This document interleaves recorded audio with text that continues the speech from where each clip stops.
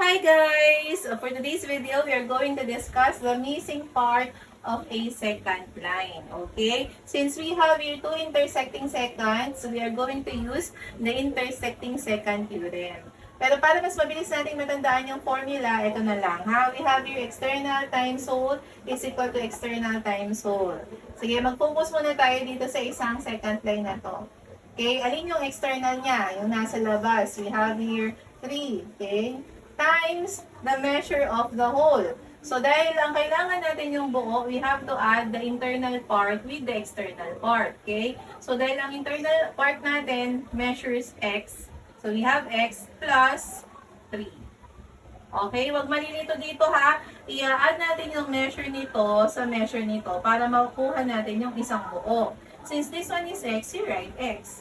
And then plus 3. Okay? Now, we have here the second line. So, we have the external of this, which is 4, okay, times the whole. So, we have to add 5 plus 4.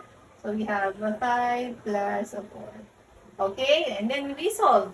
Distribute lang natin to. So, 3 times x is 3x. 3 times 3 is 9. So, plus 9. And then, what is 5 plus 4? We have 9.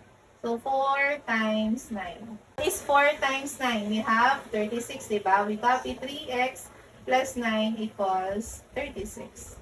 O, kailangan ma-isolate si 3x. Okay? So, transpose natin si 9. We will have here 3x is equal to 36. Yung positive magiging negative.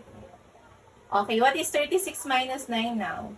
We have 27. So, 3x is equal to 27. Dahil x lang yung need natin, we have to divide yung parehong side with 3. 3 divided by 3 is just 1, so x na lang to. So, 27 divided by 3 is 9. Oh, ang dali lang naman pala. Hindi naman pala nakakalito. Okay, how about this one? What will be the value of x? Kung ang external nito ay 2, at ito naman, we have, the internal is 7, and then we have here 3. Okay? Don't forget to follow for more math videos, and remember that sharing is caring. Bye!